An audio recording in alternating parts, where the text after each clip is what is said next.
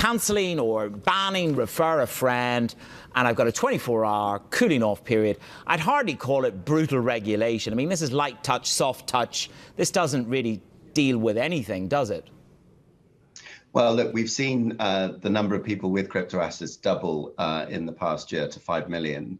And we think it's important to ensure that the way in which crypto firms advertise to those consumers is clear, fair, and not misleading. So these are new, tougher advertising standards, and they're seeking to ensure that we treat crypto assets like high-risk investments, and that the firms are not able to just put out misleading adverts. Things like saying that people are going to earn quite high returns when they're not going to earn high returns, or not even.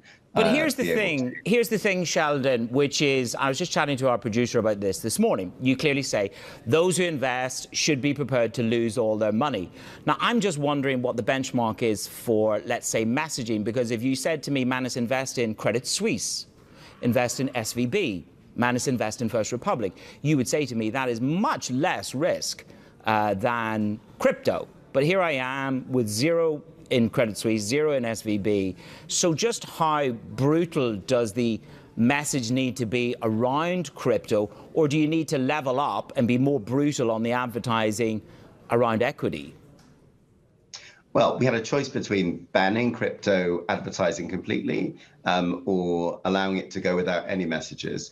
For listed securities, you'll see common messages which will say investments may go up or down. This message is much stronger. It says you must be prepared to lose all your money. And then it also says you can't actually buy now. You've got to wait for 24 hours before you can complete the transaction, in line with other high-risk investments. So we think this is much stronger, it's much tougher, and it'll be introduced on the 8th of October.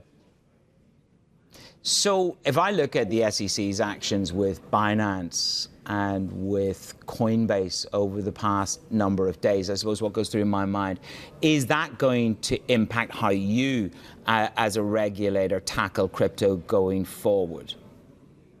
Well, it's really important to understand that at the moment we only have powers to look at anti-money laundering and counter-terrorist financing and these crypto finance promotions. The government is looking to bring in stable coins into regulation, hopefully later this year.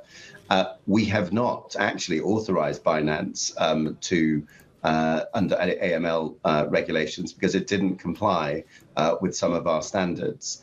So we're looking with interest at what's going on in the US. That's a matter for the SEC. Obviously, we have close relationships with the SEC, and we keep in touch to understand what's going on.